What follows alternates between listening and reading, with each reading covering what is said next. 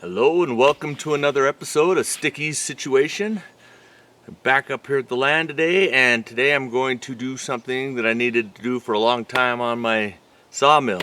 Something that kind of always bothered me from the very first part, and that was when you're running your mill, you got to run water to keep the blade lubricated so it can go through the wood easier and stuff like that. And so the Norwood just comes with a little lever that you kind of turn, and it starts to flow the water. You kind of can still control the amount of the water that's coming out, but if you let go of the handle to push the drill, the board or something comes up and you need to stop for a second, it just keeps throwing water the whole time. So I bought this thing. It was a little kit that they had on their website that is supposedly an automatic feeder, which I'm really excited about trying. And so we're going to attach that today. I'm going to kind of show you how I did it and how I use it. So stick around and watch how we do that, and hopefully you'll learn that maybe you want to put it on your sawmill. We'll see. So anyway, I'm going to get cracking on that. So here are the parts that came with the kit.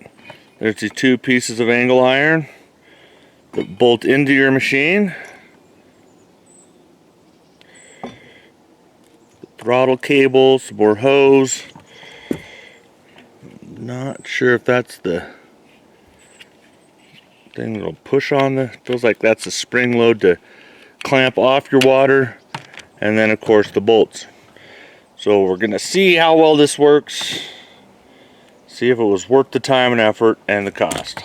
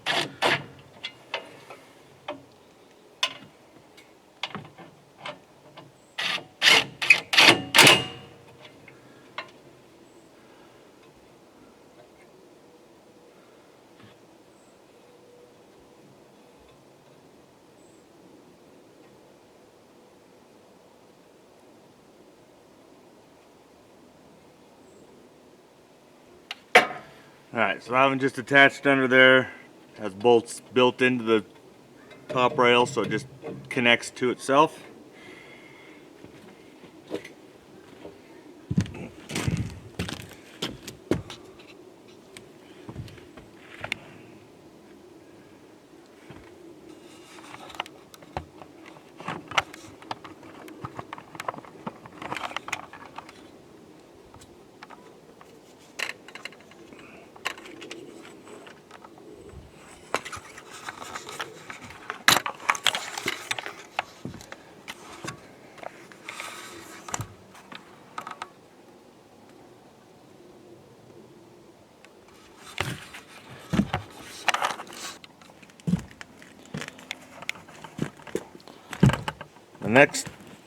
The next thing that we're going to be doing is mounting this cable, which will go from here up through and then directly connect to that bracket.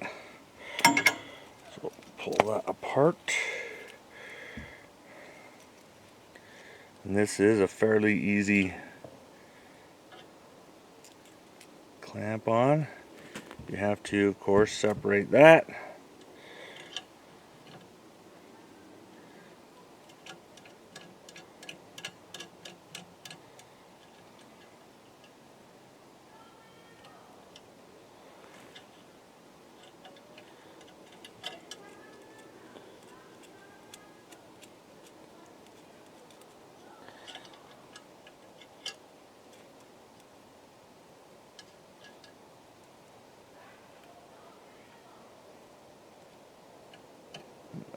will be a problem there.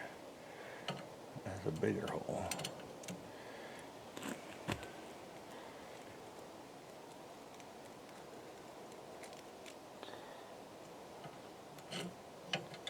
Okay, you can do it either one. So I've tripped it off. Run this down loose. Run it through here. Push that in, and then I can adjust this to whichever way I need.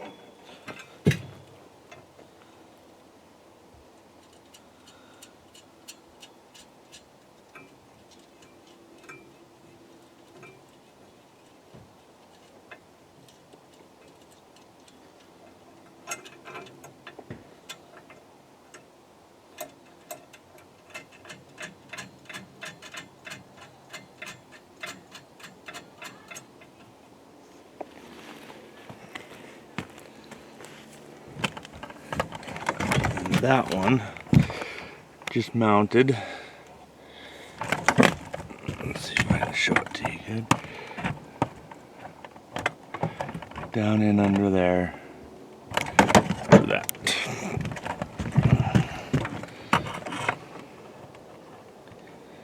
So it just came across, got right into the plate there. So the next thing we're adding in is the pinch block.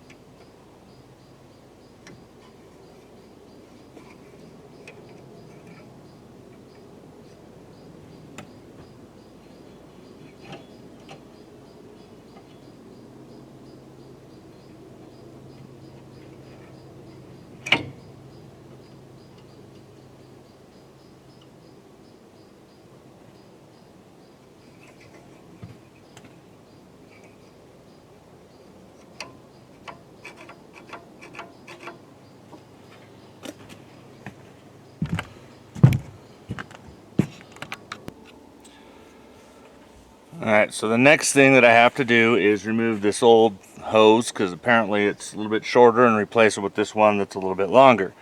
So if I try to just take this off and run it through here, I'm short by about that much. So just have to take it off from the little attachment here, which is your water control valve. So if I spin this, that tells how much water I have coming in and out. So we're going to reroute it out of here.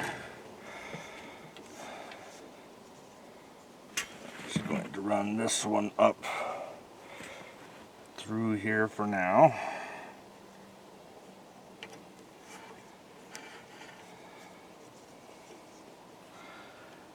Attach it to here.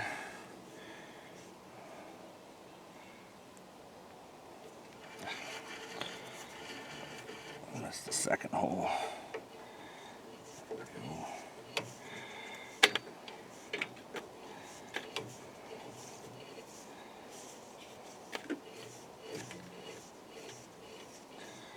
I haven't tightened these screws in yet because I have to move this over, push it into place like that, and then I can tighten these up.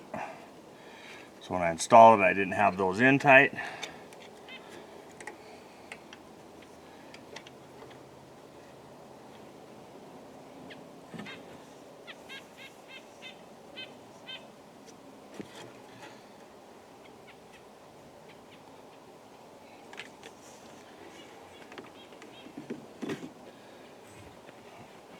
Basically, I just go through the same holes that I went through originally with this one. My old water line.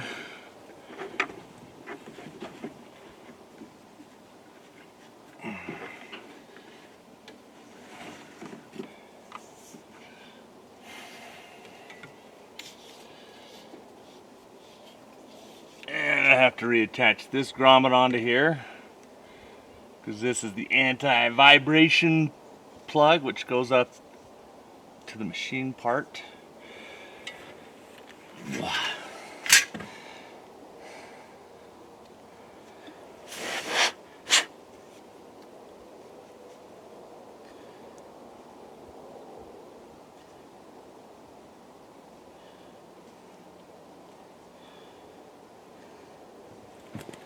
This part was a pain the first time I did it, and it's going to be a pain the second time I did it.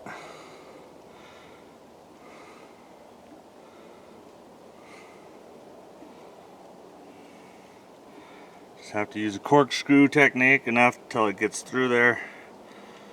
Then I can grab it and pull it. Alright, so this attaches down in underneath here, and it goes into the metal part, which keeps it from vibrating out.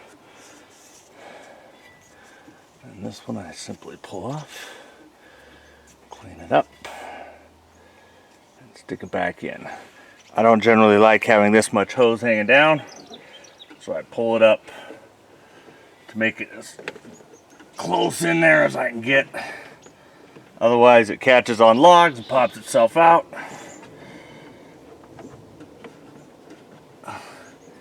And that's a pain. Okay, so we got it attached here. It goes down through the grommet, back up through the top there, and all the way around into the pitch point here. Here you can kind of see how it holds that out, and then from there goes around and attaches back into the main water line. Okay, so the last thing that we're going to be doing is attaching this protector plate off to the front of it.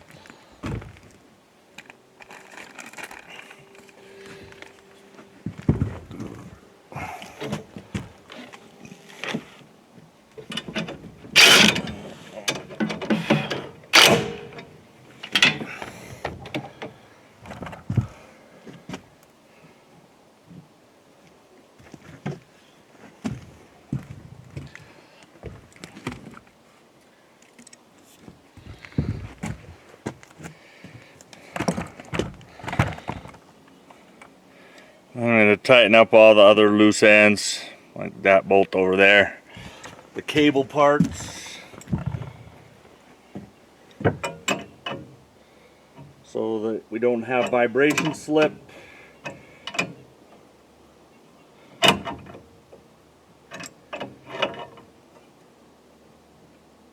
And I did end up doing it where I put that one to the center and moved it down to this bottom one, because this cable is super long, and if I put it right here, it doesn't pull it. So I just need an extra inch or two. So this way it's down near there, still pulls good, but gives me that extra inch, because before it wasn't, like I would open the valve only like that much. So this way it gives it a full open.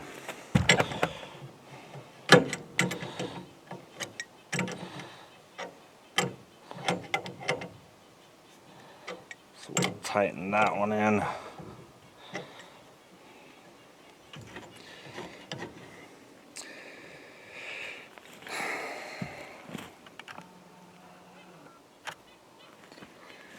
And now we'll check to see if all of this works out and it comes in good. So let's put some water in and run the machine.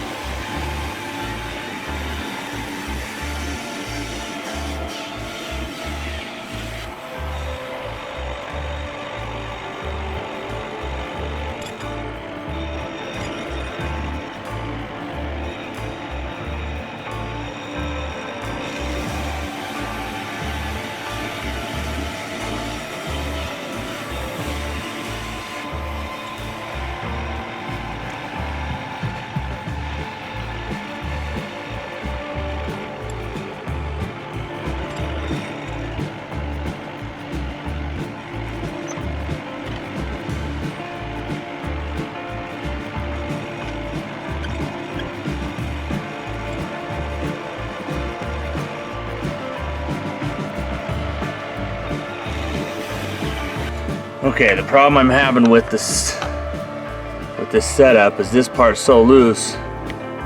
It's still dripping water out of the main thing, but it's dripping a ton out of right here as well. So I need to get a little clamp.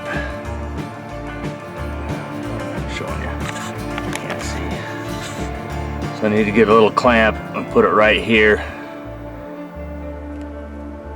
so that it doesn't, so it's not so loose, pretty much is the way it is.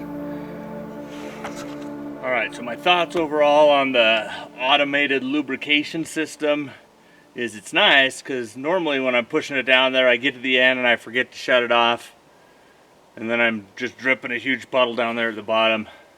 So the only issue that I have is the fact that it's dripping out of the bottom of that thing, and so I've got to get a little clamp with it because it's smaller opening for that hose for some reason. So, but that's an easy fix. I can get a little hose clamp relatively easy. I just got to remember to do it. But it is easier to just be able to pull the lever, have the saw blade go, and have it lubricated. So that makes it way easier. So I do appreciate that part. So overall, I think it does pretty good. I was worried that it was gonna just be dripping and leaking anyway, like the little spring clamp in there wouldn't pinch it off well enough, but apparently it does. So that was my only other worry on it. But it works really good. So I'm real excited about that. Works good. I can cut my logs without dripping water all over. Well, I still was today because of that other leak. But overall, it's pretty nice. It seems like it's running good. So that's how you install a lubrication system on your Norwood sawmill. So hope you enjoyed this video. Hopefully it was informative for you and you had fun time watching it. And we'll see you on the next sticky situation. Don't forget to like and subscribe, and I appreciate all your comments that you leave. And if you have any more questions, feel free to put some more down there in the comment section. I'll get back to you as soon as I can. And we'll see you on the next one.